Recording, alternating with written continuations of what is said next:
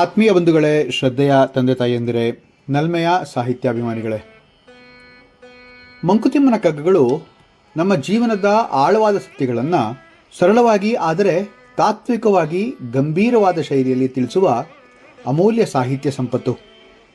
ಪ್ರತಿಯೊಂದು ಕಗ್ಗವು ಒಂದು ಚಿಕ್ಕ ಕವನ ಅಂತ ಅನಿಸಿದ್ರೂ ಕೂಡ ಅದರೊಳಗೆ ಒಂದು ಮಹಾ ಉಪನಿಷತ್ತಿನ ತತ್ವವೇ ಅಡಗಿದೆ ಅಂದರೆ ತಪ್ಪಲ್ಲ. ಈ ಒಂದು 127ನೇ ಕಗ್ಗದಲ್ಲಿ DVಜಿಯವರು ಅತ್ಯಂತ ಸುಂದರವಾದ ರೂಪಕದ ಮೂಲಕ ಒಂದು ಮಹತ್ತರ ಸತ್ಯವನ್ನು ತಿಳಿಸ್ತಾ ಹೋಗ್ತಾರೆ. ಈ ಜಗತ್ತಿನಲ್ಲಿ ನಾವು ಕಾಣುವ ಎಲ್ಲ ಸೌಂದರ್ಯ, ಅನುಭವಿಸುವ ಎಲ್ಲ ಸೌಖ್ಯ, ಆಸ್ವಾದಿಸುವ ಪ್ರತಿಯೊಂದು ಆನಂದವು ನಮ್ಮದೇ ಸ್ವಂತದ್ದಲ್ಲ. ಅದು ಪರಮಾತ್ಮನ ಅಪಾರ ಚೈತನ್ಯದ ಒಂದು ಚಿಕ್ಕ ಪ್ರತಿಬಿಂಬ ಮಾತ್ರ ಅಂತ ಹೇಳಿ. ಜಗತ್ತು ಒಂದು ಮಹಾ ಸಮುದ್ರವೆಂದು, ಜೀವಿಗಳನ್ನು ಅದರ ಅಲೆಗಳೆಂದು ಮತ್ತು ಪರಮಾತ್ಮನನ್ನು ಆ ಸಮುದ್ರದ ಮೂಲ ಸ್ವರೂಪನೆಂದು ಕವಿ ಇಲ್ಲಿ ಹೇಳ್ತಾ ಹೋಗ್ತಾರೆ. ಅಲೆಗಳು ಅನೇಕವಾಗಿದ್ದರೂ ಕೂಡ ಅವುಗಳ ಮೂಲ ನೀರೇ ಆಗಿರುವಂತೆ ಜೀವಿಗಳ ವೈವಿಧ್ಯತೆ ಎಷ್ಟೇ ಇದ್ದರೂ ಅವುಗಳ ಮೂಲ ಒಂದೇ, ಅದು ಪರಬ್ರಹ್ಮ. ಈ ಕಗ್ಗ ನಮ್ಮಲ್ಲಿ ಒಂದು ಚಿಂತನೆಯನ್ನು ಹುಟ್ಟಿಸುತ್ತೆ. ನಾವು ಅನುಭವಿಸುವ ಸುಖದ ಮೂಲ ಏನು? ನಮ್ಮ ಅಸ್ತಿತ್ವದ ಮೂಲವೇನು? ಇಂತಹ ಸಾವಿರಾರು ಪ್ರಶ್ನೆಗಳ ಮೂಲಕ ಕವಿ ನಮ್ಮನ್ನು ಹೊರಗಿನ ಲೋಕದಿಂದ ಒಳಗಿನ ಆತ್ಮಸತ್ಯದ ಕಡೆಗೆ ಕರ್ಕೊಂಡು ಹೋಗ್ತಾರೆ. ಇದರಿಂದಾಗಿ ಈ ಕಗ್ಗ ಕೇವಲ ಸೌಂದರ್ಯದ ವರ್ಣನೆ ಅಲ್ಲ, ಆದರೆ ಜೀವ ಮತ್ತು ಬ್ರಹ್ಮದ ಏಕತ್ವವನ್ನು ಬೋಧಿಸುವಂತಹ ಆತ್ಮಜಾಗೃತಿಯ ಪ್ರವೇಶದ್ವಾರ ಅಂದರೆ ಅತಿಶಯೋಕ್ತಿ ಅಲ್ಲ ಅಲ್ವಾ? ಈ ಒಂದು 127ನೇ ಕಗ್ಗ ಹೀಗಿದೆ.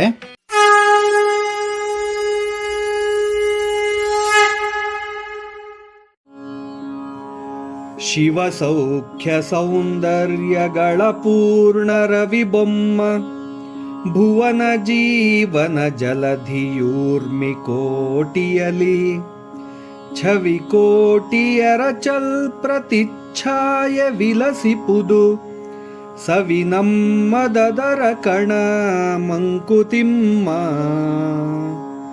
ಮಂಕುತಿಮ್ಮ.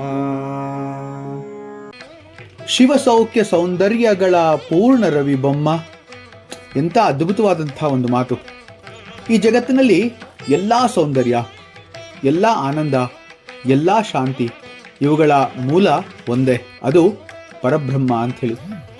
ಶಿವಸ್ವರೂಪವಾದ ಪರಮಾತ್ಮನು ಸೌಖ್ಯ ಸೌಂದರ್ಯಗಳ ಪೂರ್ಣ ಸೂರ್ಯ ಅಂತ ಇಲ್ಲಿ ಹೇಳ್ತಾ ಇದ್ದಾರೆ.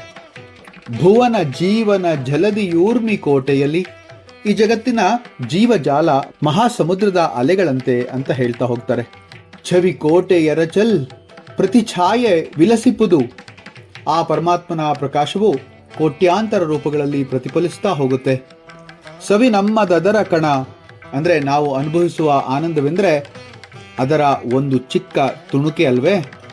ಎಷ್ಟು ಸುಂದರವಾಗಿ ಹೇಳ್ತಾ ಹೋಗ್ತಾರೆ ನೋಡಿ. ಈ ಪೂರ್ಣ ಕಗ್ಗದ ಒಂದು ಸಾರಾಂಶ ಏನಪ್ಪಾ ಅಂತಂದರೆ, ಈ ಜಗತ್ತಿನಲ್ಲಿರುವ ಎಲ್ಲ ಸೌಂದರ್ಯ, ಆನಂದ, ಶಾಂತಿ ಇವುಗಳ ಮೂಲ ಒಂದೇ, ಅದು ಪರಬ್ರಹ್ಮ. ನಾವು ಅನುಭವಿಸುವ ಸುಖವೆಂದರೆ ಆ ಪರಮಾತ್ಮನ ಪ್ರತಿಬಿಂಬದ ಕೇವಲ ಒಂದು ಅಂಶ ಮಾತ್ರ ಅಂತ ಹೇಳ್ಬೋದು. ಈ ಒಂದು ಕಗ್ಗದ ಒಂದು ವಿವರಣೆಯನ್ನು ಭಗವದ್ಗೀತೆಯಲ್ಲಿ ಬಹಳ ಸುಂದರವಾಗಿ ಒಂದು ಶ್ಲೋಕದ ಮೂಲಕ ಭಗವದಾಚಾರ್ಯ ಕೃಷ್ಣ ಹೇಳ್ತಾ ಹೋಗ್ತಾನಲ್ವಾ? ಅದು ಏನಪ್ಪ ಅಂತಂದರೆ, ಆತ್ಮ ಸಂಯಮ ಯೋಗದಲ್ಲಿ ಕೃಷ್ಣ ಯೋಗಾಭ್ಯಾಸದ ಚಿತ್ತವು ಗಾಳಿ ಇಲ್ಲದ ಸ್ಥಳದಲ್ಲಿಯೇ ದೀಪದಂತೆ ನಿಶ್ಚಲವಾಗಿರುವುದು ಅನ್ನುವಂತಹ ಮಾತನ್ನು ಹೇಳ್ತಾ, ಯಥಾ ದೀಪೋ ನಿವಾತಸ್ಥೋ ನೇಂಗತೆ ಸೋಪಮಾ ಸ್ಮೃತ ಯೋಗಿನೋ ಯತಚಿತ್ತಸ್ಯ ಯುಂಜತೋ ಯೋಗಮಾತ್ಮನಃ ಅಂತ ಹೇಳ್ತಾರಲ್ವಾ?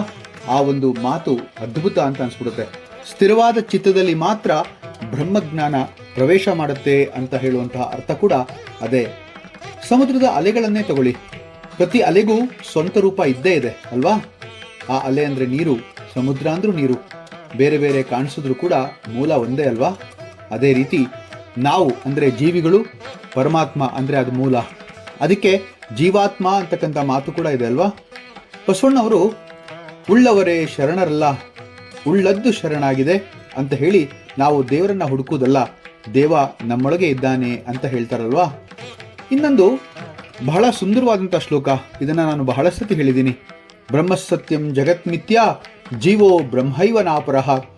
ಬ್ರಹ್ಮವೇ ಸತ್ಯ, ಜಗತ್ತು ಮಿಥ್ಯ, ಈ ಜೀವನೇ ಬ್ರಹ್ಮ ಅಂತಕ್ಕಂಥ ಒಂದು ಮಾತು. ಒಂದು ಸೂರ್ಯ ಹಲವಾರು ಕನ್ನಡಿಗಳಲ್ಲಿ ಪ್ರತಿಬಿಂಬ, ಆದರೆ ಪ್ರತಿಯೊಂದು ಕನ್ನಡಿಯಲ್ಲಿ ಸೂರ್ಯ ಕಾಣ್ತಾನಲ್ವಾ?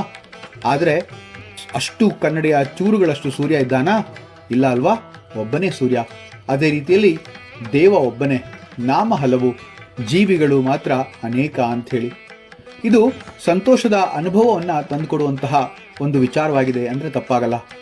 ನಾವು ಸಂಗೀತ ಕೇಳಿದಾಗ, ಸುಂದರವಾದಂತಹ ಪ್ರಕೃತಿಯನ್ನು ನೋಡಿದಾಗ, ಮಕ್ಕಳ ಜೊತೆ ಇದ್ದಾಗ ಆ ಸಂತೋಷ ಆ ಪರಮಾತ್ಮನ ಸ್ಪರ್ಶ ತಾನೇ.